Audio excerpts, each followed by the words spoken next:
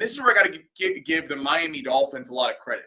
Like, it's easy to make fun of the Miami Dolphins for they're paying, I believe, $90 million in cap hit, dead remaining money to Tua Tagovailoa. Well, to credit the Miami Dolphins, at least the Miami Dolphins recognize that, hey, our future is not with Tua Tagovailoa. So let's cut our losses now, even though it's going to hurt us in our cap space, and everyone's going to make fun of us in the media for making a bad decision, but not making a bad decision worse. And then you have a guy in the Cleveland Browns who, I'm not saying Shedeur Sanders is a star. I'm not saying Shedeur Sanders might be terrible. But wouldn't you rather go with the guy that could be something that you took last year than Deshaun Watson, who we know is on the downside of his career, has missed seasons due to injury, due to allegations, and all that kind of stuff. And now you're going back to Deshaun Watson because you don't want to admit that you made a stupid decision in hiring him and signing him in the first place. It's why the Browns are at the bottom of the league every season.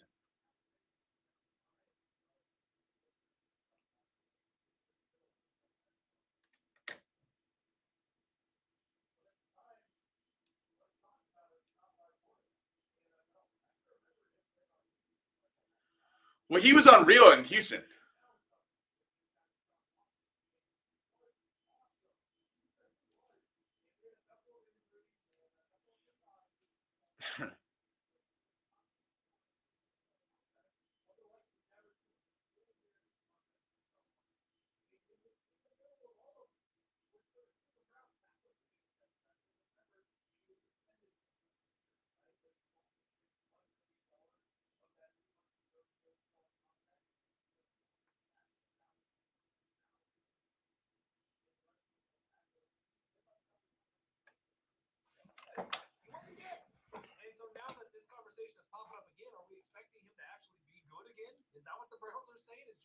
Playing some kind of poker hand here, or maybe he's trying to trade Deshaun Watson before the season begins and see if some team wants to take a risk and bring him in as a backup. It's all mightily confusing to me.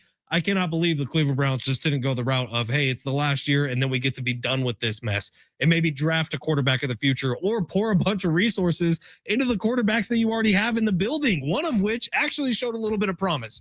As much smack as I like to talk about Shedeur Sanders, there were times when he was on the field where I'm like, oh, we haven't seen that from a Cleveland quarterback in a while. He can throw bombs. He can throw a really pretty 60-yard football. And to everything you said, I thought that the Browns, I was finally giving credit. They don't take the sexy pick in Travis Hunter. They trade that pick to the Jacksonville Jaguars. They select Mason Graham, the defensive tackle to Michigan, and they got a pick in the first round for the future.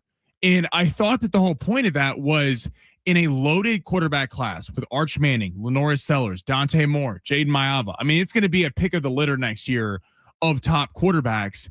And I mean, maybe there's some weird plan by Haslam that he thinks Deshaun Watson's going to be terrible and they're going to lose as many games as possible and get the number one pick. But again, it's the best of both worlds with Shedeur Sanders. If Shedeur Sanders is terrible, you're picking Dante Moore next year, Arch Manning. And if he's good, you look like the GM and the owner of the decade landing Shedeur Sanders in the 5th round when everyone cast him aside. I mean, there's really no downside here. But of course, the Cleveland Browns find a way to mess that up. I'm kind of here for it. It's drama. It's fun. All right. YouTube is back up and working. So at San Diego Sports 760, you can find us there. Drop a subscribe, please. We love to be able to see you every day through YouTube, and you can see us too and laugh at whatever shirt I'm wearing or how great Sammy's hair is, or drop some W's in the chat for Mr. Sammy Long, who won us some money last night, baby. Was that the best day of your life? You debut a new radio show and you win on long shots? It was a good day because I wanted to make sure that with the new show that people didn't think I was distracted. Sure. So I had to hit a little 3-legger. Is it kind of crazy that yesterday was also the day I decided to put a unit and a half down instead of just my normal unit? So does that mean that means that our normal unit has gone to a unit and a half now? No, it means we're quadrupling it today because it's a hot streak that's beginning right now. All right, it's San Diego Sports 760. Those Charlie Puth tickets will be given away the next time you hear our voices. Don't go anywhere. It's San Diego Sports 760. You're listening live on the iHeartRadio app.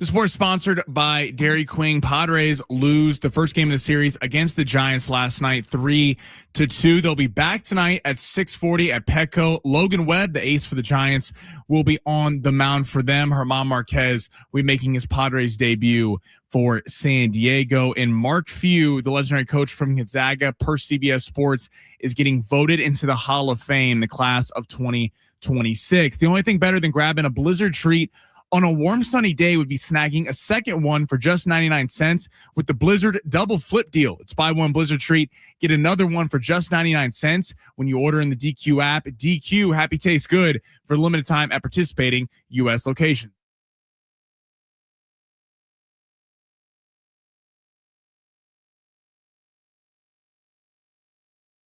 San Diego Sports 760.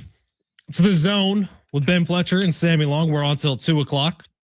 Sammy's going to take over then with Going Long with Sammy Long. You can hear that every single day, 2 to 3. And then John Schaefer and Alan Sliwa. Schaefer and Sliwa coming up at 3 o'clock today. Our brand new drive time afternoon show. Excited to see what those guys do here in the very near future. Big congratulations to John and Alan Sliwa on getting this thing going. Can't wait to see what the future is there. It's going to be excellent Padres talk. Excellent Aztecs talk between those two guys. And we got a lot stronger as a station here over the last couple of days. With Alan Sliwa jumping into the family, and I do plan to initiate him. I don't know exactly what that initiation is going to entail. Yeah. But Alan Sliwa is going to get drunk. He's going to get drunk. He's going to get drunk. It's funny because I don't know if Alan's a drinker. Is he? I've known Alan a long time, and that's a great question because I don't know if I've seen Alan drink. Look, I'm just glad we got another bald guy on the station. All right. Yeah. Honestly, I've worked here for like going on a decade now, and I don't think there's been another single bald guy on the station. Costa, hair. Judson, hair. Well, Hardwick, hair. Hardwick had Lego hair. Hardwick had a good set of hair. Look at Sammy's hair. Sammy's hair is perfect. I lathered this up with Rogaine every night. It's about time we got another bald guy to join the ranks here at San Diego Sports. As a thing though, this is a positive thing for you. I got to be honest. We've worked together for what, a year and a half now? Sure. I didn't even know you were bald the first 6 months because you always have a hat. You look good in a hat. I do. I have a head made for a hat. Before I went bald, I was a hat guy. You're a hat guy. Hat guy always. Is that why you went bald? I don't think so. Like, no, my family's just a bald family. So I think I was going bald either way, but I was a hat guy before I went bald. I used to love it. I used to have nice, like kind of long, thick hair and it would curl on the bottom back here. It was a very baseball player hat type. Okay. Thing. Yeah. A little mullet type action going on. Girls for the girls, baby. That's what it was back Girls for the girls. And then I met my future wife, Kendall, sophomore year of college. Girl. Literally, we start dating. 6 months later, hair starts falling out. Coincidence?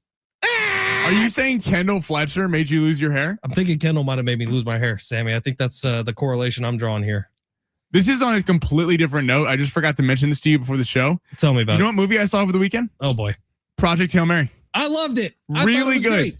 You know, I dropped off donuts today with KGB over at Maverick Toyota, which is where I actually bought my truck from, but they could use some donuts. There were some hungry people. And I ended up talking to like 10 of them about Project Hail Mary and how good that movie was. I thought of this because Ryan Gosling, great hair. Great set of hair. That's a great movie because I like normally if there's a movie of someone in a space station or in a spaceship by themselves, like it doesn't really hold me for 2.5 hours, but fantastic. No CGI in that movie whatsoever. And without spoilers, I can tell you the other character besides Ryan Gosling in that movie is a puppet. And they did such a good job with it. I know. And like, how could you be that connected to a puppet? But man, I was connected the whole time. That's what I said. I was like, why am I like feeling emotions for this non-human? I know. It's great. It's a great movie though. It's an even better book. If you have a chance to read that book, I highly recommend it, but loved it. All right, let's see here. 913. I think that we have a new name for the show now, which is called The Zone. We should have a new listener event, maybe a 999 challenge now that baseball is back. What is a 999 challenge? I will never do a 999 challenge ever again. It's 9 beers, 9 hot dogs, and 9 innings. I made it to about 799. And I felt like I was going to throw up. I couldn't do the hot dogs. I could do the beers. The hot dogs, I cannot do 9 hot dogs. That's exactly right. I got to 7 hot dogs. And if I had another bite of hot dog, I was done for. But I had 2 more Coors Lights afterwards. So it tells you what kind of shape I'm in. And 913 also saying, let's haze Sliwa with a 999 challenge. We'll see. All right. We added a new bald guy to the station. I feel like there's some opportunities here for us to have some fun with that. Alan's a gym head. He's not going to eat 9 hot dogs. He's a gym head. He works out. Yeah. Oh, God, man. We don't need another one. We already have a vegetarian on the station. Now we got someone who lifts weights. I'm going to be irrelevant sooner than later. No, we're gonna have group lifting sessions, pre-station meetings, lifting sessions with Sliwa, Schaefer, Fletch, and Sammy. I think I could outlift John. That's about it. John doesn't have any calcium in his body, I don't think. So Yeah, I think I'd be okay. John works out at Orange Theory, so it's a cardio gym. All right. We're supposed to talk Padres here. Let's get back to the Padres here. We will have another long shots coming up in just a little bit. Those Charlie Puth tickets are near minutes away, so keep listening. But Padres, if you were watching the game last night, I would imagine you looked at it one of two ways. The way number one to look at it, I think, is dead wrong. And that would be you're disappointed in what Walker Buehler had to offer for the Padres. And you think, oh my God, this is going to go downhill fast because the Padres don't have any viable starting pitching. 3 earned runs is fine. Over the course of a season, if Walker Buehler's averaging 3 earned runs per appearance, you are signing up for that in a heartbeat because he's your number 4 starter. If that, he might be your number 5, depending on how German Marquez does today. But Walker Buehler giving up 3 runs is not the problem with this team. The problem with this team is the fact that Manny Machado, Fernando Tatis Jr., and Xander Bogaerts all got an appearance in the 9th inning with a chance to win the game or at least tie the game and push it into extras, and none of them did jack squat. Cronenworth did his job in the 9th. Jackson Merrill beyond did his job in the 9th. The 3 guys who make more money than most of the rest of the team combined did not do their job in the 9th inning. Well, and it happens once, fine, but it's starting to become a pattern. And to your point, what did we talk about with the WBC? We were like, we saw Tatis having a grand old time, Manny Machado. Bogart seems to have benefited. I know he grounded out last night, but seems to have benefited from the WBC. And yet, here we are when the season actually matters, and these guys aren't performing. And it just brings us back to the Cubs series, 2 for 22 between Tatis and Machado. That can't happen. It's like we can talk about the starting pitching staff all we want, the lack of depth, or how you prefer more production from the catcher position in terms of hitting. But at the end of the day, there's a reason why these guys get paid to be on the marquee. And they sell more Tatis and Machado jerseys than anyone else because they're supposed to be the guys to deliver. And again, I know we're going to get it's early, but just like Fletch, you brought this point up earlier, that 14-3 start last year, that was the whole reason they ended up in the postseason. They played 500 baseball essentially the rest of the year. They were a game under 500 outside of that 14-3 start. So that got them in the postseason. So yes, we can sit here and talk about, well, it's early and there's a lot of games left. Yes.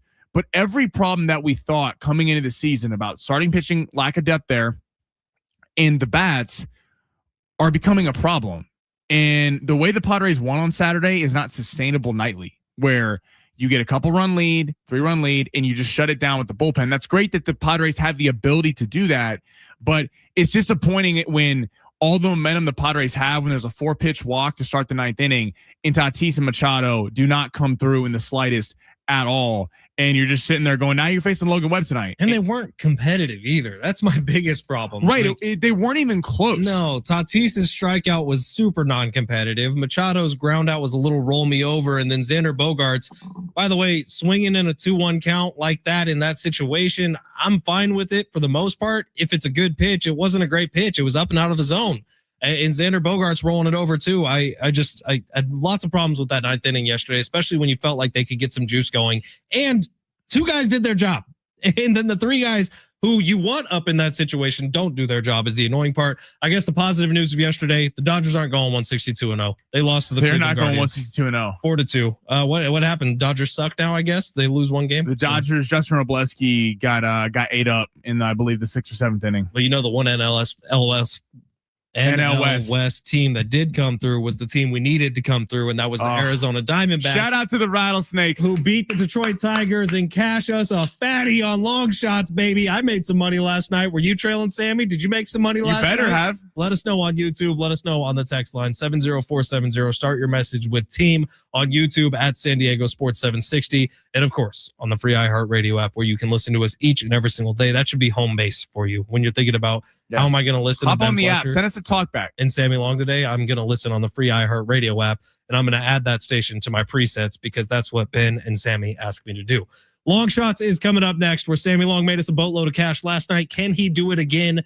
Only one way to find out, and that's to keep on listening. Plus, Charlie Puth tickets right now on the line. I promise if you don't want to go to the show, your wife, your daughter, they want to go to the show. Call us at 877-767-4760.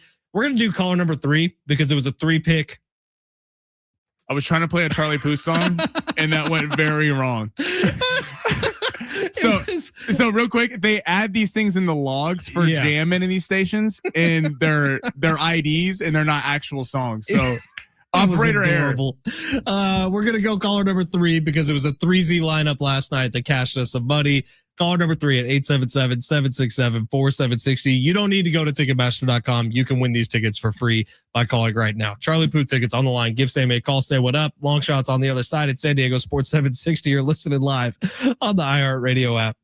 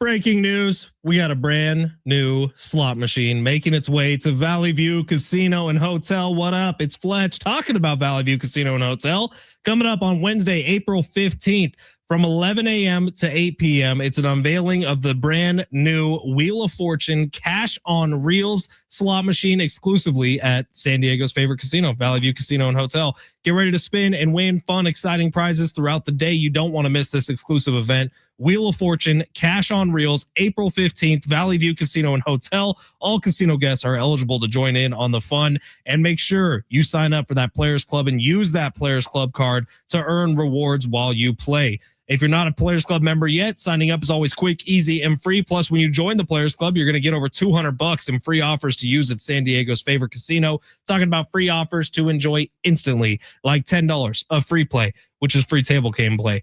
$10 of more play, which is free slot play. $20 to the Black and Blue Steakhouse. $10 to Patties and Pints, the home of the best burger in San Diego. $10 to the cafe. $10 to Sticks or Snacks. The list goes on and on and on. The more you use your Players Club card on all your favorite slots or table games, the more rewards you're going to earn, like complimentary dining, free hotel stays, luxury gifts, invitations to exclusive events, and more. To learn more, visit valleyviewcasino.com. All guests 21 and over are invited to enjoy the casino, hotel, and restaurants. And make sure to keep an eye out for that brand new slot machine coming exclusively to Valley View Casino and Hotel on April 15th, the Wheel of Fortune cash on reels. Can't wait for that, man. Valley View Casino and Hotel.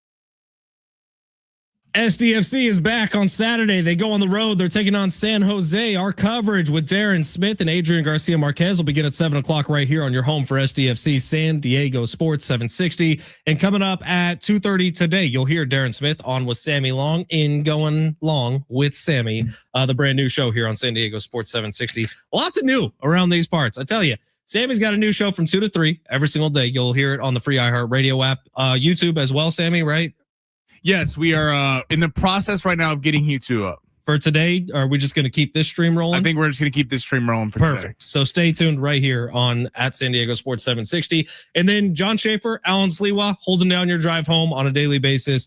Some of the best sports talk in San Diego coming your way for this 6-hour window between noon and 6 o'clock. We got you locked. So don't go anywhere. Stay here on San Diego Sports 760. Now, if you were here yesterday around this time, and you listen to the sage words and wisdom of one Sammy Long, if you were me, put down a unit and a half, made a lot more than a unit and a half. I am flush right now, thanks to Sammy Long, because Sammy made us all some money last night with his picks on long shots. What, 2 NBAs, 1 Major League Baseball? Is that what we had going last night? Yes, we had two NBAs, 1 Major League Baseball.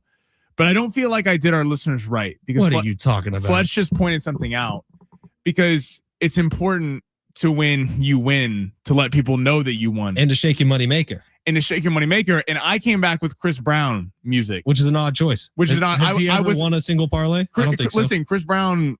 Well, Chris Brown. But I think we need to do it justice by playing a little moneymaker to intro. Okay, go ahead.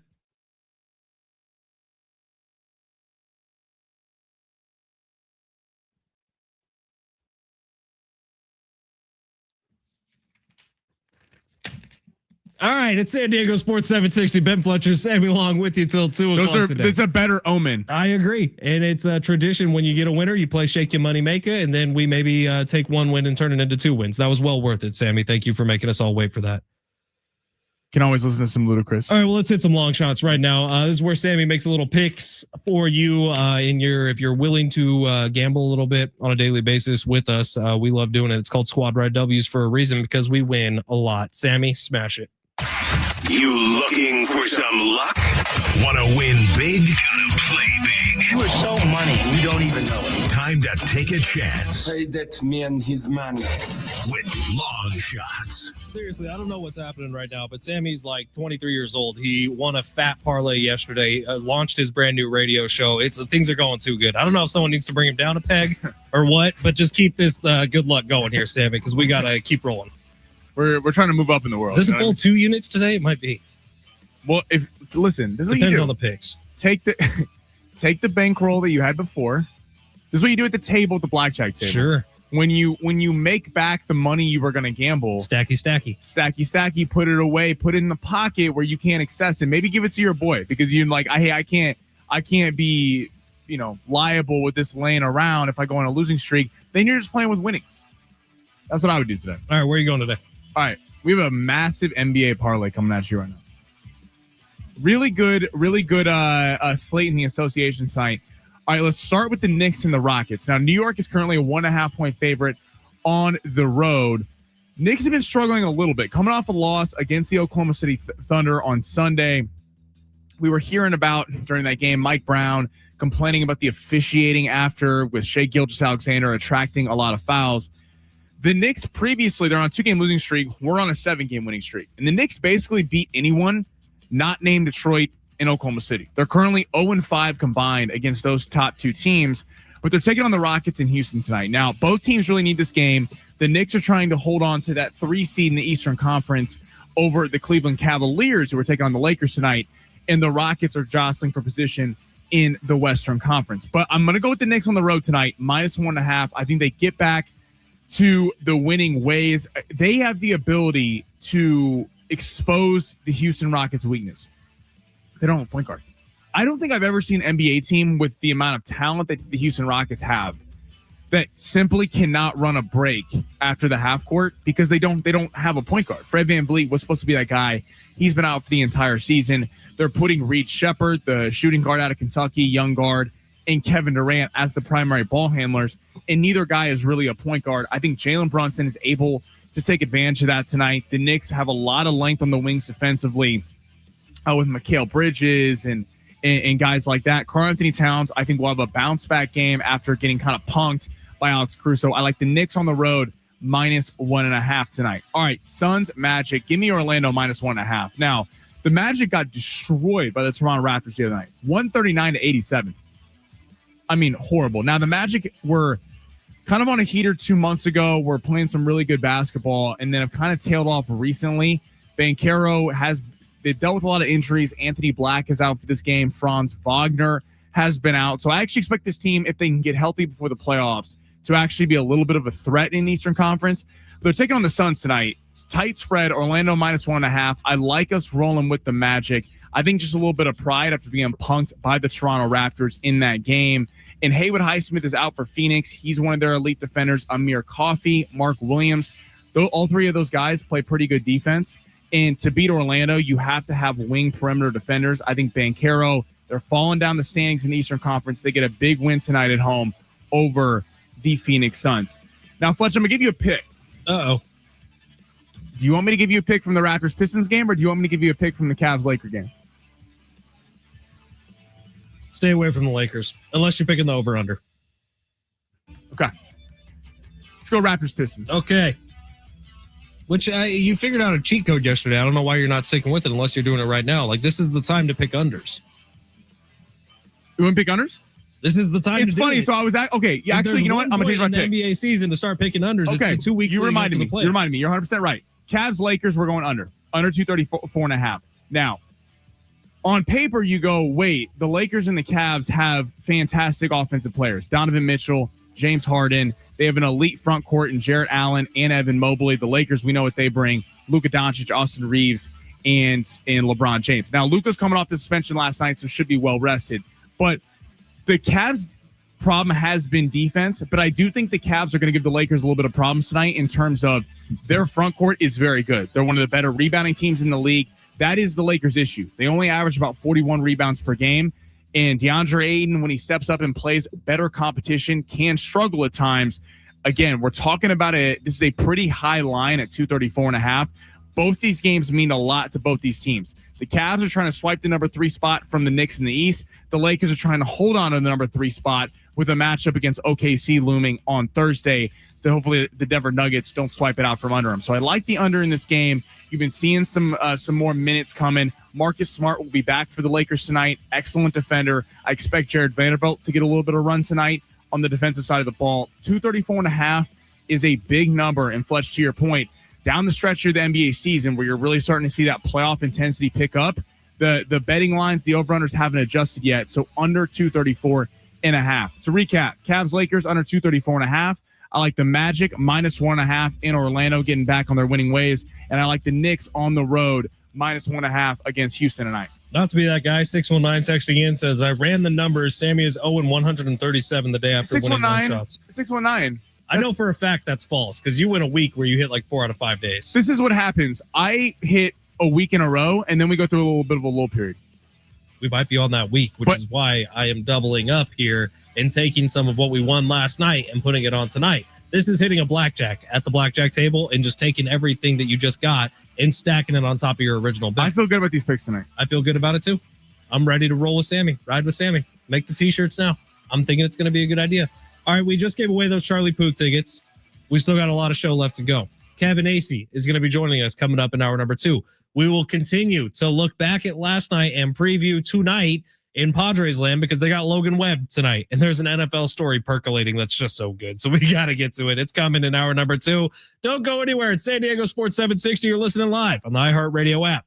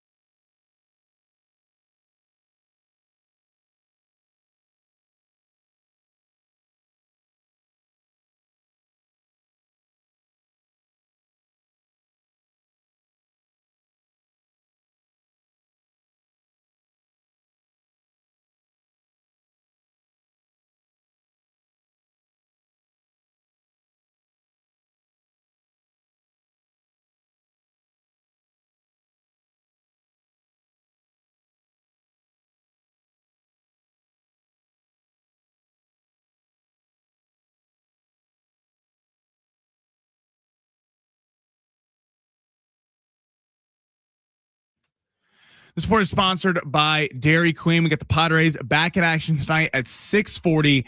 Logan Webb will be on the mound, the ace for the San Francisco Giants. And Germán Marquez will be making his debut for the San Diego Padres. Padres looking to get their second win of the season. The Lake Show are back tonight. Beat the Wizards last night, 120-101. Taking on the Cavs. James Harden returning to Los Angeles, his former home with the Clippers. Should be a good one. Lakers are currently 2.5-point favorites in that one. Hear that game right here on San Diego Sports 760 at 7:30. The support has been sponsored by Dairy Queen.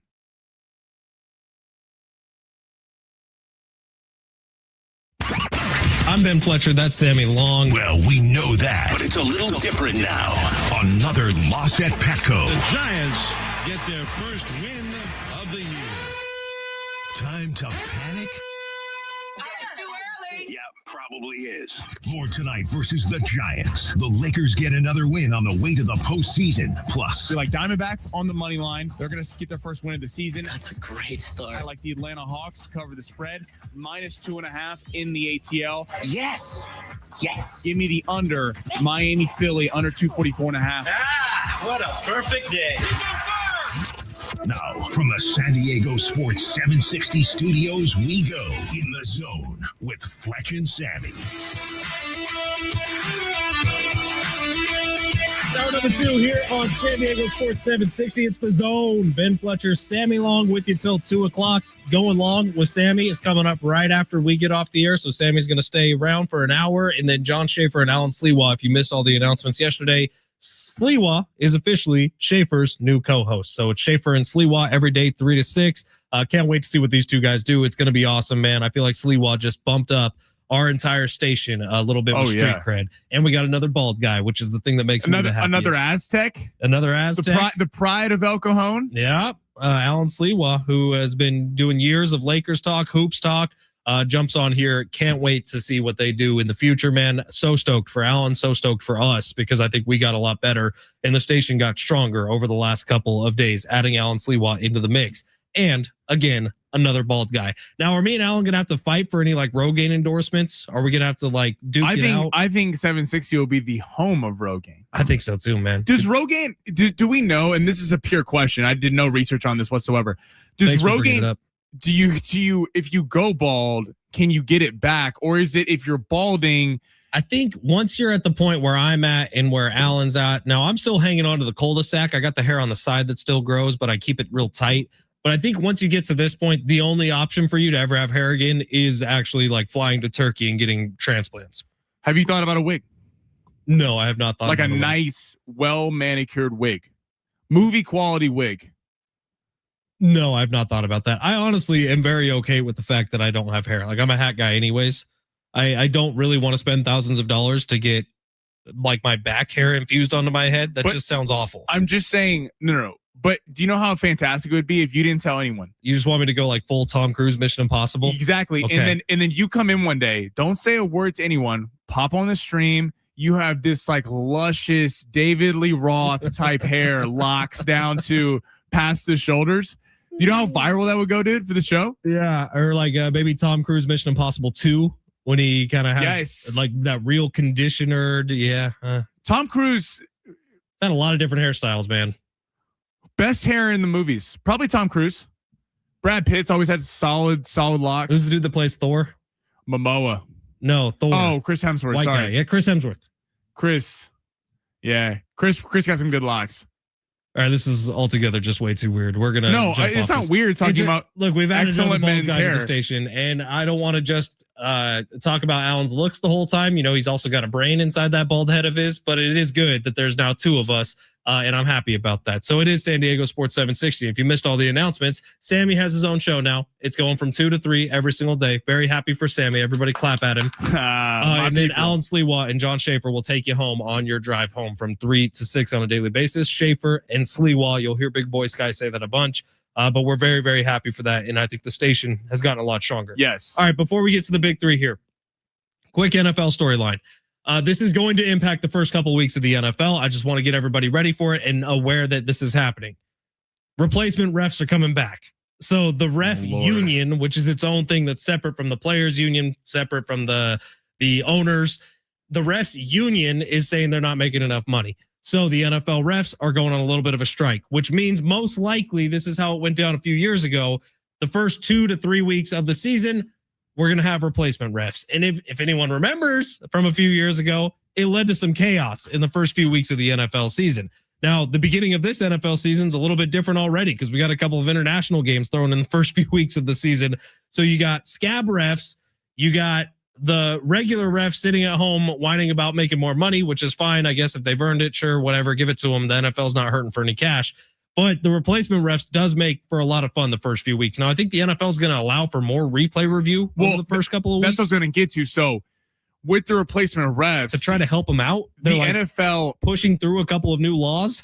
They're going to be able to, the NFL Central Command, so what we all see on TV, them watching in New York, will be able to overrule the refs on the field for blatant, obvious calls.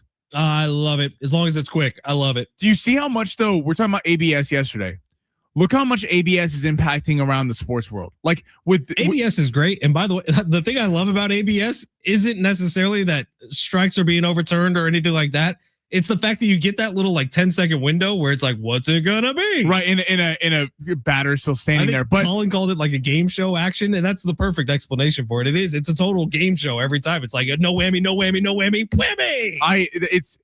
But like, do we think the NFL beats to its own drum? They don't care what the Major League Baseball is doing. But with ABS now, I think overwhelmingly positive over the first week of the season. There's not too many people that are out here bashing ABS. In fact, they're bashing the umps. Now we're seeing replacement refs. It's interesting that this labor fight between the NFL and the refs are happening right now. And then you have command coming in, able to overrule calls. Like would that, I wonder if somehow the ABS having a successful start to their Major League Baseball career and the ABS led to this, where the NFL is going, honestly, are we better if the command center that has all the angles making more of the calls is a better thing? I think that they're worried because the NFL would go mega viral a few years ago when they had replacement refs for some blatant missed calls. They're worried of that happening again. And so they want to make sure that it is as buttoned up as possible. So they're probably paying whoever's in Central Command or the Death Star or whatever you want to call it a good amount of money to make sure that they can jump in and overrule games. Now, it's going to be chaos on Sundays, I promise you. When there's 8 games going off at the same time in the early window, you got that Central Command station with 1 or 2 refs dedicated to each game, blowing whistles essentially from New York, from the headquarters. It's going to be chaos, and I think it's going to be fun. And you talk about, it's one thing to mess up a call on a Tuesday night in St. Louis with the Cardinals on Major League Baseball in July.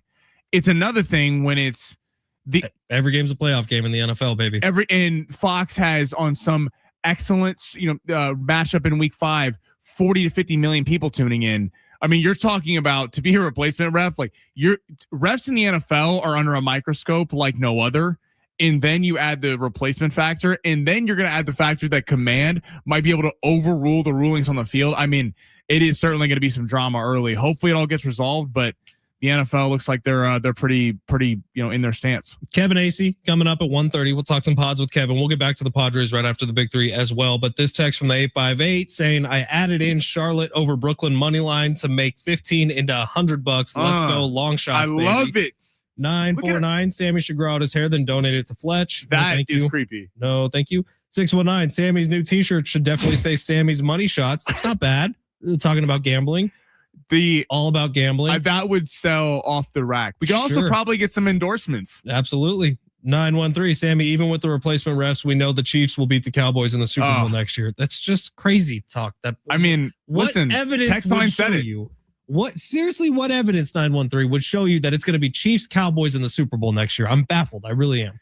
There's no chance. Well, on the Chiefs side of things, obviously, that bad man coming back with a vengeance, Kenneth Walker now in the picture, having a running back. The Chiefs have heard it all year. They heard about. Let's get to the big 3 here of hour number 2, where Sammy Logs rips through the top stories in the world of sports. And I'm just going to say this so it's not involved in the big 3. Andy Reid came out today and said it's a pretty good shot that Patrick Mahomes is ready to go week 1. Sammy, smash. Your lunch break is here. Ready to go back to the office and knock the socks off your friends? Coworkers? It's time for the top stories of the day.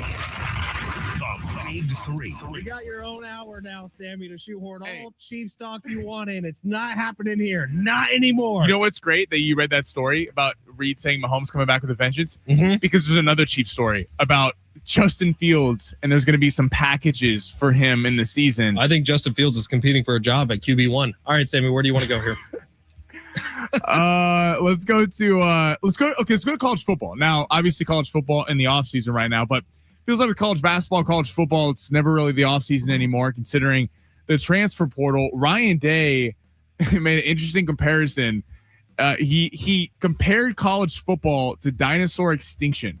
Yes, I said that right. To dinosaur extinction. He lands the plane. Ryan Day's not wrong. He said, adapt or die. This is his full quote. Some dinosaurs figured out to continue to adapt and some died. I guess that's a little extreme, but I think it's kind of the way it is in college football. The people who know how to adapt are going to continue to move on, and the ones who don't, they die. There's something to be said for this. Nick I agree. Saban is no longer a college football head coach because he saw this coming as well. Nick Saban, say whatever you want about him, incredibly smart guy, maybe a genius in terms of football and at the college football level. He saw this coming and said, you know what? I don't want the choice to be made for me. I'm out now because NIL is going to ruin everything that I do in terms of recruiting, creating, sustaining. That's what Nick Saban was better at than anybody. That's why Alabama had all the success under him. Ryan Day is 100% right. The world of college football has changed. You are no longer going and sitting in living rooms and making promises and carrying out those promises over 4 years, which is what college football coaches promised for generations, was that for the next 4 years, you can trust me with your son. I'm going to turn him into a better man. I'm going to turn him into a great football player. Maybe he's going to get drafted in the NFL. That's no longer what college football is. So Ryan Day is 100% right. And he has leaned into this world and he's been really, really good at it, which is why Ohio State is going to continue to be a really, really good college football program. Others around the country, if you're not already on board, it might be too late. That's why I'm honestly hopeful for the future of San Diego State. They hired Sean Lewis with the idea that he already knew he was jumping in to the NIL world, and his job was to advance San Diego State into a spot where they could be competitive. Now, that's a big battle for a mid-major program, and I don't know if he can succeed, if I'm being completely honest, but at least they hired him with the intention of making sure that he was jumping into this world. And Ryan Day is 100% right. Adapt or die. Ryan Day is 1,000,000% right. Now, I have a problem with the fact that he's claiming he got this from a Netflix dinosaur show when he ripped it from Billy Bean from Moneyball, Adapt or Die. But he needs the to. Netflix dinosaur show is amazing, by the way. You should all Oh, really? watch it. I should check it out. It's Okay. narrated by Morgan Freeman. It's great. Steven Spielberg directed it. Really? It's fantastic. I'm going to check that out. But yes, 100%. Look, Clemson is a premier example of this. Dabo Swinney for the 2010s, Sean Watson, Trevor Lawrence, they were one of the premier programs in all college football. And yet Dabo Swinney thought, it's my way or the highway. And I'm not going to do the transfer portal. I'm still only going to recruit. I'm going to do it how it's always been in college football. And Clemson has fallen off the map. Clemson is not the same football program that they were 7, 8, 9 years ago because they refuse to adapt. Ryan Day is 100% right. Like, people can be upset. You can not like the NIL and the fact that kids are transferring left and right. And are there problems with it? 100%. But if you are a college football head coach, just like if you're a college basketball coach, you're going to lose players, you're going to gain players. And if you're not out on the recruiting trail and trying to recruit to keep your own guys, you're just kind of a lost cause because you're not getting commitments from 17-year-old kids and they're stuck there for 4 years because the transfer rules, you have to sit out a whole season. I mean, they're going where the money is. So it really is about how good your program is as of that moment. All right, let's head to the NFL. Mike Vrabel. So this AJ Brown storyline is just dragging out. It's kind of thought we were going to get some movement on it before the NFL free agency. We'll see with the draft here in a month. Mike Vrabel, though, on the prospect of getting AJ Brown, did not rule it out. Said, we've talked about this since last January. We're going to try to do everything we can to strengthen our roster through the draft, through free agency, and multiple ways of player acquisition. Should the Eagles hold on to AJ Brown? And if they are going to deal him, and let's say he goes to the Patriots, like, where are the Patriots a top contender in the AFC because they were in the Super Bowl last year, or is this a team that is kind of a one-off? I think that the Patriots wildly outperformed what they should have been a year ago, in large part because the AFC was down, in large part because the Chiefs, for some reason, were down at the beginning of the year, and then it made a lot of sense when Mahomes got injured that they continued to be bad. The Bengals, obviously, without Joe Burrow, a team that you have to put into Super Bowl conversation, just wasn't because Joe Burrow was hurt and they were going with Joe Flacco for a little bit. But you look around the AFC and the AFC was down. Ravens, same thing. And so the Patriots were able to rise above all of that. Now, if they want to stay near the top, they're going to have to make some serious moves. And bringing A.J. Brown would be a big thing. Now, on the Eagles side of things, I give Howie Roseman a ton of credit as potentially one of the smartest GMs in all of football. You don't hear me say nice things about the Eagles very often. I rarely would say about the bad thing about Howie Roseman. I think this whole entire situation is massively mishandled with A.J. Brown. I think he is one of the more special players in the NFL. I think you have a head coach who isn't great at relating to players, and that's why this relationship has gone sour with A.J. Brown.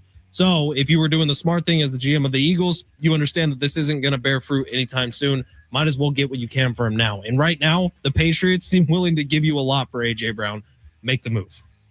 I don't understand why you want a rookie offensive coordinator and want to deal with A.J. Brown. A.J. Brown does not seem to care if his coach is Super Bowl winning.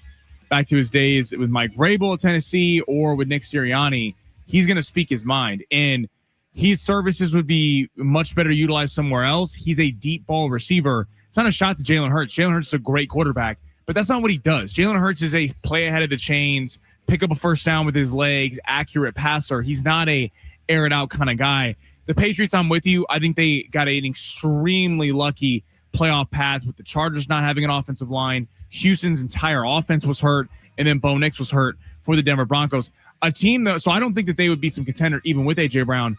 I am surprised the Chargers are not in on him, and maybe they are. The Chargers could use a number one receiver. Lad McConkey's serviceable.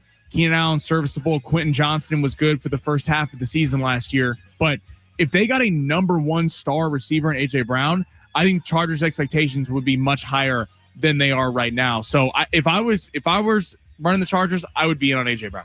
All right, we got a jam. We'll squeeze one more in on the other side. Plus, I want to address something that's been all over our YouTube chat and the text line. Luis Campusano is public enemy number one right now with the Padres. I'm going to tell you why you're wrong on the other side. It's San Diego Sports 760. You're listening live on the iHeartRadio app.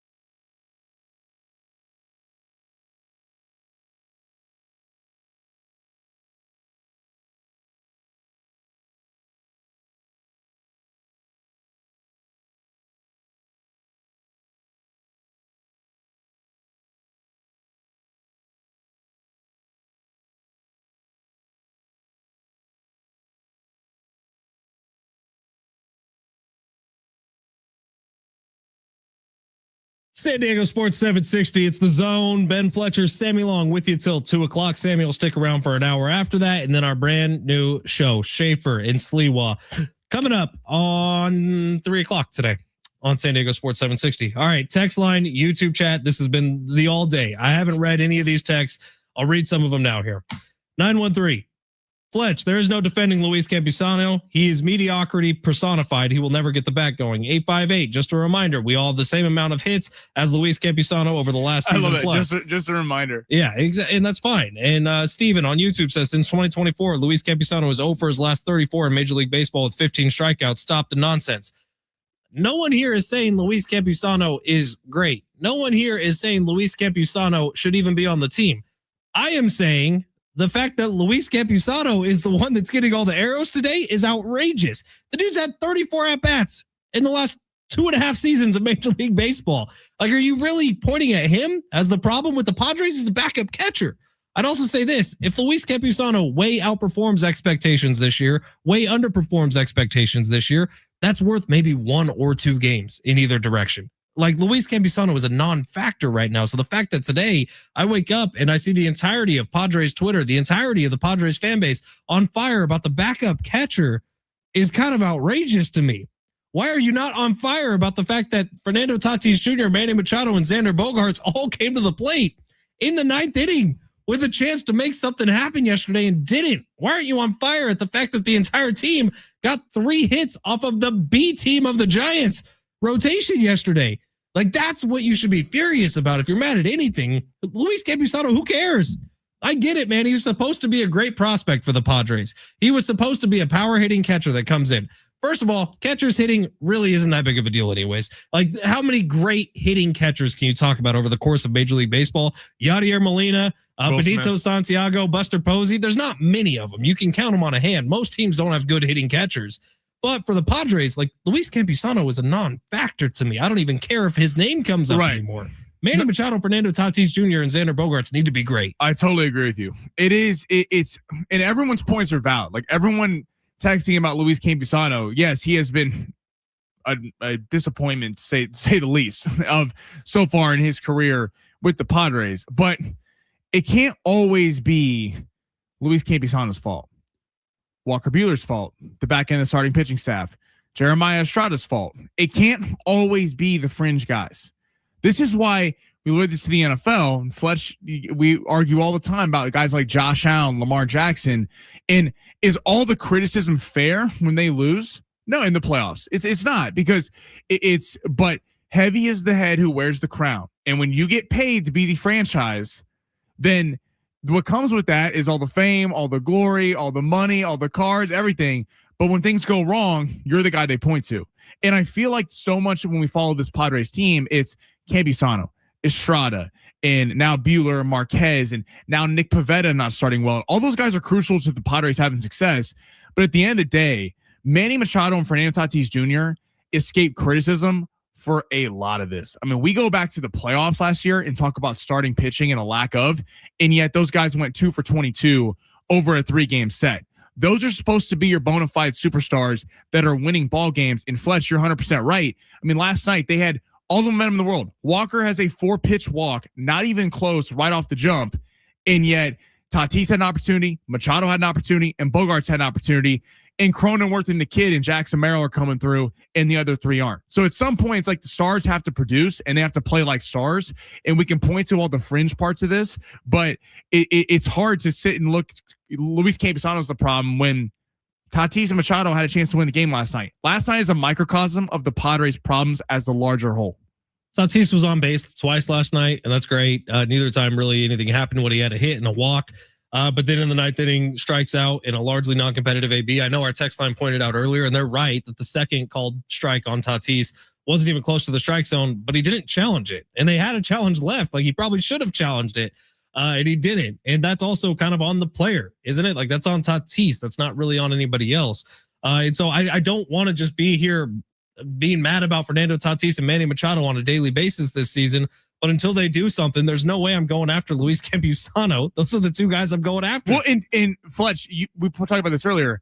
If we would have said before the game last night, Walker Buehler starts and the Padres give up 3 runs at home, you go, okay, I mean, it's not some unbelievable start, but I would have taken that stat line all day. 4 innings pitched, 5 hits, 3 runs all day long. I'm taking that from Walker Buehler. I would have said, oh, the Padres won last night. They should have won last night if they only gave up 3 runs with Walker Buehler, and yet the offense has 9 runs through 4 games at home, and that's just unacceptable. Here are words that will never leave my mouth this season. I promise you this. It's early. Nuh-uh, not anymore. No, we're not doing that anymore. Nope, because we know that the top team in this division is going to be able to just walk their way into the postseason. That's not the Padres' case. They're going to have to fight for every single game. All right, we continue the fight here on San Diego Sports 760, and we will be joined by our best friend in the whole wide world, Kevin Acee, on the other side. He writes for the Union Tribune. He is our Padres insider. Let's talk some City Connect jerseys, right? That's what we all care about. Oh, yeah. Hey, as long as they're selling. Kevin Acee coming up next on San Diego Sports 760 live on the iHeartRadio app.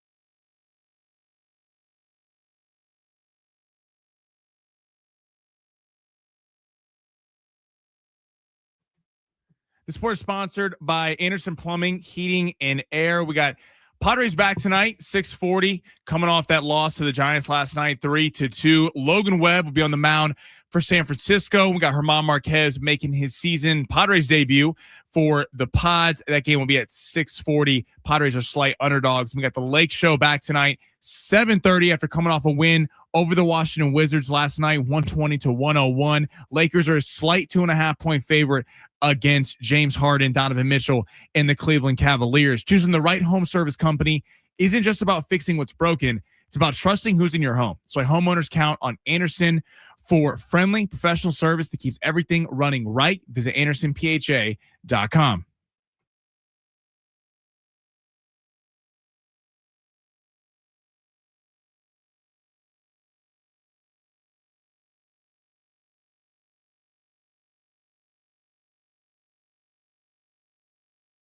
San Diego Sports 760. It's the Zone. Ben Fletcher, Sammy Long with you till 2 o'clock today. Sammy's brand new show will take over then, starting at 2, ending at 3. Then Schaefer and Sliwa right after that, as Alan Sliwa joins our family here on San Diego Sports 760. I do believe Kevin Acee got a chance to meet Alan yesterday on he and John's new show, and Kevin Acee joins us right now. Hi, Kevin. How are you? Hello, Fletch. Hello, Sam. Did you get to meet new guy yesterday, Alan Sliwa? Yeah, I didn't like him. You didn't like him? He didn't like him. What a delightful guy. What a delightful guy. No, very much enjoyed him. Number one, he's not Jim. I look forward to rational questions, rational takes. And I'm ecstatic that John does not have to pull off an 8-hour show by himself anymore. It was never 8. John just made it seem like that. It was always 4. But you know what? He'll be okay now. And John's back to 3 hours. Sammy's got his own hour now. Things are looking up. Yeah. Kev, I will be honest. I had a conversation with Travis Dale earlier this week about pushing you to 5 days a week on our stations and having you join us on 101.5 KGB, but not to talk about Padres, just to talk about Kevin Acee things and how your life is going these days. Because we miss you as a group, Big Red Stadium Fletch. I do miss those days. Those morning show conversations could, I don't know if devolved is the right word, but they delved into some strange areas. We never really talked Padres with you, Kev, but we're talking Padres here today. Nope. So it's a 1-3 start for the Pods. Lots of overreactions all over the place. I am confused, Kevin, and we got into this earlier on the show, and I may have gotten a little angry, but I feel like people are mad at the wrong people on the Padres, because are you seeing this where everyone's just angry at Luis Campusano? And my whole idea behind it is if Luis Campusano has the best season he's capable of having or the worst season he's capable of having, that's maybe 2 or 3 games, right? That can swing one way or another. Like, the people you should be mad at are probably the people who are making a boatload of money, not the backup catcher. Am I crazy? We find like lots of distractions, right? Like, I can't think of any in past seasons. This is just kind of how it goes, right? It's whatever. It's Luis arrives. It's whatever. But yeah, I mean, I get it. It's like when the team sucked, it was like, oh, should they wear brown? It was like the biggest thing in the world. And believe me, brown was a big cause for me. I mean, I'm so glad we have these unis, but it was like, oh, this is important, or that. None of it had anything to do with winning or what we should have been focused on. But it's easy to get distracted, and you kind of have to blame someone. Luis Campusano, that's an issue. It's something we could spend a lot of time talking about and have, but like, that's not why they're 1-3. When Kevin, them being 1-3, I'm just curious because we've heard a lot of mixed reaction. A lot of people are like, it's early, can't take anything away from it. A lot of people are like, this is concerning. I mean, you've lost 3 games out of 4 at home. What's the vibe in the locker room? Is it still just opening day, happy baseball's back, or are people getting a little concerned? I mean, it's. I don't know that it's either one of those. I mean, but more like toward, it's opening day. I mean, this is a lot closer to opening day than it is even to the All-Star break, or it's closer to opening day than it is to May. Look, I'm with you. I mean, look, the offense. The problem here is, and why we would be justified to read into things is, you had Nick Pivetta kind of in the first game maybe Walker Buehler in the fourth game, kind of, not do anything to make us feel any better about a concern that was pretty obvious going into the season in the starting rotation. Okay, well, for me, I just want to see it next time through, and then we can panic, or not. And then forget that we shouldn't have panicked, and then we'll panic about the new thing. And then the offense, right? Like, okay, well, gosh, the lineup looks deeper. Wow, this guy had a strong spring. Okay, but you know what? Like, it seems like it could have this hole or that hole. And, have we ever really seen the Big Four do it all together, or even three of the Big Four do it? And then, their struggles at Petco. And so it's kind of, that's playing into, now that they've scored 9 runs and, the 3-2 is kind of a joke. That was a 3-0 game as far as, it went for most of the night. But it's a little rough start. I mean, but man, we got a long way to go and a lot of time to have more justifiable, worries than this. Well, and all they need to do is win their next 13 games to get to the 14-3 record that saved their season a year ago with them starting 14-3. So they could easily rip that off. Kev, that's easy stuff. Kevin Acee joining us, our Padres insider from the San Diego Union Tribune. Kev, our text line is wondering. I'm curious too. I feel like it's been a while since we've heard anything about Joe Musgrove. Timetable? Anything? He played catch yesterday, which just means that, okay, his arm hasn't fallen off. Things are status quo. People think maybe May. Now, that's a big span of 31 games. It's not going to be early May. The guy's going to need at least 3 rehab starts, and I'm going to stick with at least 3 for another week or so, see if he gets on the mound. And, when he gets back, it could be 4 rehab starts, right? And they've got some time to work it out. Like, you've got to remember that when Matt Waldron's ready, they're going to at least give him a shot through 3 shutout. He was the opening day pitcher for El Paso. He's going to go again, I think, on Wednesday. They'll have people there to see, what he looks like. Griffin Cannon's going to come back at some point, late May, early June. And they've got time to figure this out if, say, Walker Buehler and or Germán Marquez, pitch well. Like, okay, how are we going to fit guys in? But wide timetable for Joe right now. I know we ask you this every week, but is there an update on the owner, the sale of the team? I know you kind of mentioned maybe in the next month or two, but is there any update there? Yeah. It's going to be, is it still March? Yeah, so next month. Look, it seems to be going well. I don't have any new information other than, it's one of those really rich guys, and I know it's hard because, I think that there's excitement. I know there's excitement in the organization, and I believe there's excitement outside of it for what that might mean. So I get that it's hard for us to hold on, but it's actually been a fairly quick process. Oh, yeah, it's been lightning. And now, Kevin, I will say something that popped up today that I drew a direct comparison to with the Padres. Mark Cuban, the former owner of the Dallas Mavericks, the host of Shark Tank, he went on a podcast this week and was talking about how he doesn't regret selling his share of the Mavericks. He regrets who he sold it to. And it was the Adelson family, who also has a huge ownership in Las Vegas and the real estate market. Yeah. But the Adelson family then turned around a couple years later and okayed a trade to move Luka Doncic out of Dallas. So he regrets selling it to that family and not doing his due diligence on where the team was going. Yeah. Are similar conversations happening within the Seidler family of who they're selling it to, not necessarily just that it's being sold? That's the way they're portraying it. Ultimately the Seidlers have other people to consider in terms of there's, 10 or 12 people / entities that are owners of the Padres.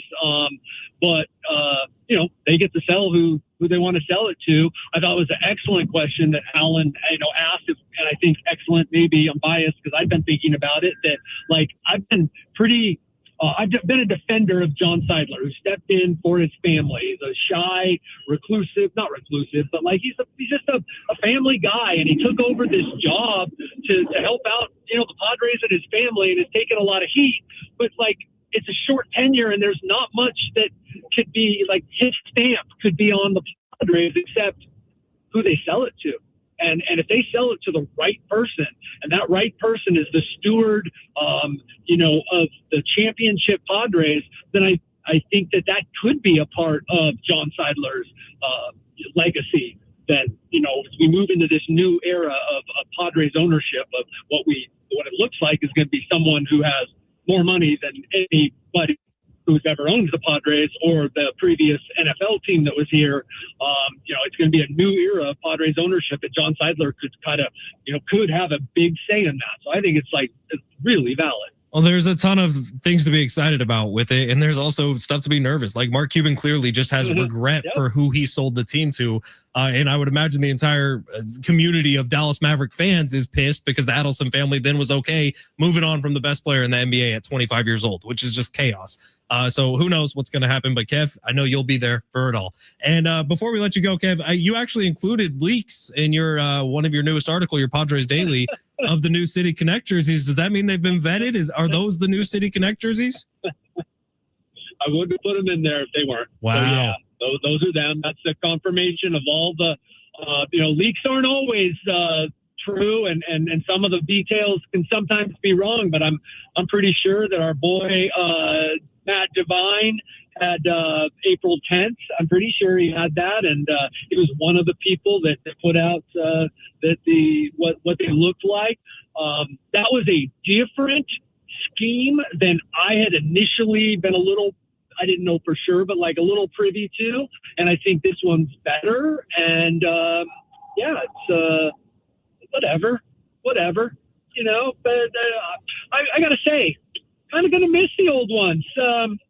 I'm going to miss them. They were so incredibly unique, but I look forward to seeing. I think they look sharp. Like whoever did that AI thing with Tatis, I think it looks pretty good on Tatis. Of course, everything looks. That guy can pull off anything. Right. Now the old ones I think would be an awesome Hawaiian shirt to wear to a barbecue. The new ones, Kev, I don't want to burst any bubble because I agree they do look sharp. Are they not the Houston Astros jerseys? Well, yeah. Or wasn't there didn't the Giants have a popsicle one at one point? There's some similarities there. I mean, look, Nike's making them, right? Yeah. They can make them their own. It just kind of looks like an Astros jersey. It looks like George Springer at the height of the cheating scandal was wearing this jersey when he was banging on trash cans. But we'll see, Kev. Maybe everyone's going to love them. They do look cool, and you heard it there. It's official. Kevin Acee wouldn't report it if it's not real. So if you want to go to the Union Tribune, look at his Padres Daily, you could see the new City Connect jerseys for the San Diego Padres. Kev, good stuff. Right on. Take care, guys.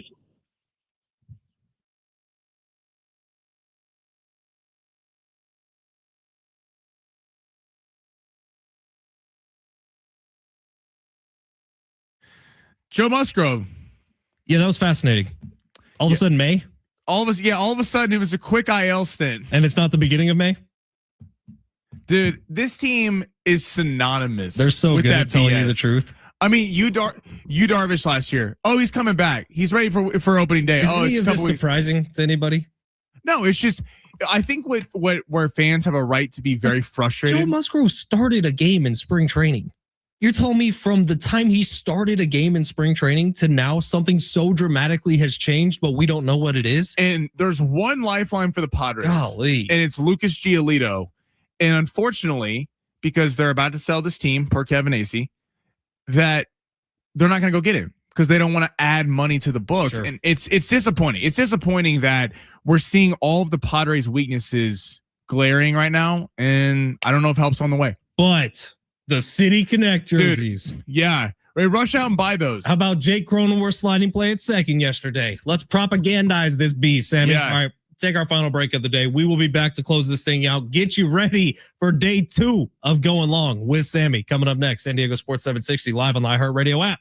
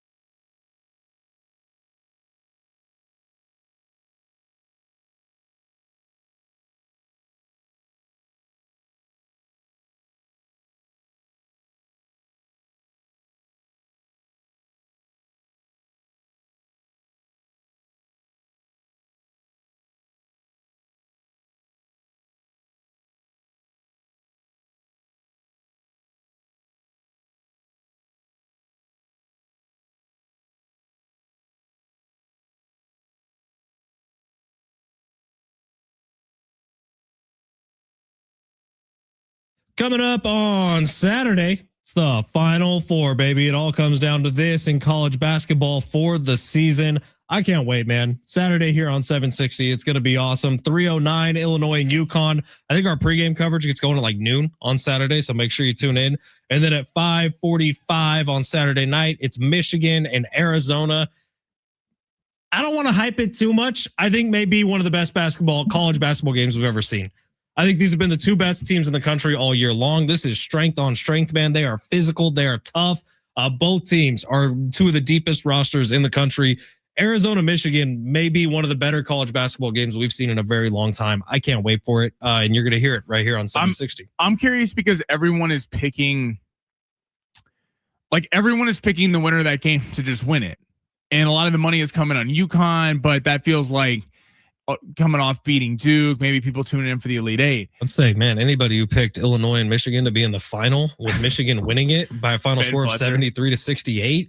It looks like a genius today. Do we feel like, though, because Arizona, Michigan may very well be the two best teams in college basketball, but they're playing on Saturday, and the winner might be gas because that could be a barn burner game. And I feel like the winner of Illinois, UConn could have, even though it's the championship game, like kind of sneak in there and win it because we've seen sometimes when the penultimate game is, quote, the best game. No, I see what you're saying, but both these games are being played on Saturday. It should be equal rest.